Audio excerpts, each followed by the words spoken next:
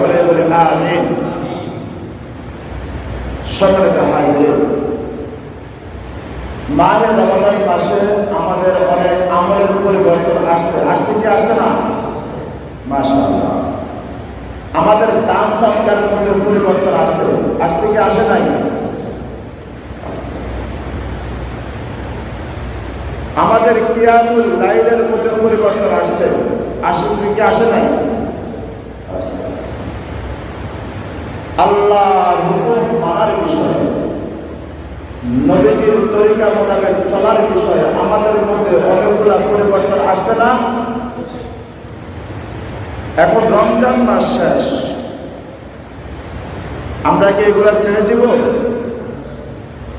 হ্যাঁ, ছাড়বো না ইনশাআল্লাহ।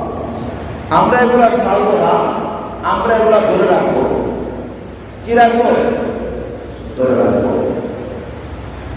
প্রাসঙ্গিক বিষয়ে আরেকটা কথা বলি।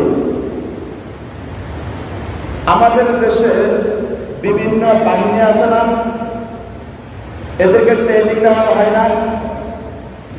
এদেরকে ট্রেনিং দেওয়া হয় শুধুমাত্র যুদ্ধের জন্য নাকি আজীবন প্রস্তুতির জন্য? প্রস্তুতি নেওয়ার জন্য, তাদের যে কোনো মুহূর্তে যে কোনো হাঙ্গামা যেন তারা দমন করতে পারে, এই জন্য তাদেরকে কি দেওয়া হয়? ট্রেনিং দেওয়া হয়। আল্লাহ রব্বুল আলামিন সারা পৃথিবীর সমস্ত মুসলমানদেরকে এই রমজান মাসের ট্রেনিং দিয়ে দিয়েছেন। তুমি এই 1 মাসের ট্রেনিং দিয়া আগামী 11 মাস তুমি এর উপরে অটল থাকবে। কি থাকবে? অটল থাকবে। বোঝানোর জন্য আরেকটা কথা বলি। বাংলাদেশ সেনাবাহিনী এরা থাকবে ক্যাম্পে থাকবে না?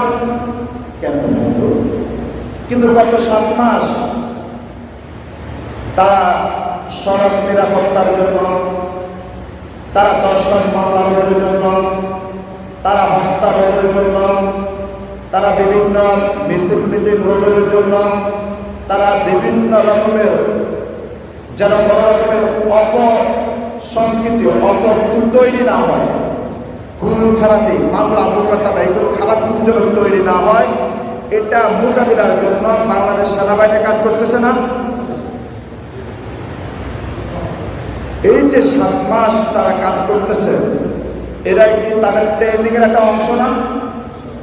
মুসলমান, এই ট্রেনিং আমরা রমজান মাসটাকে ট্রেনিং দিয়া সারা মাস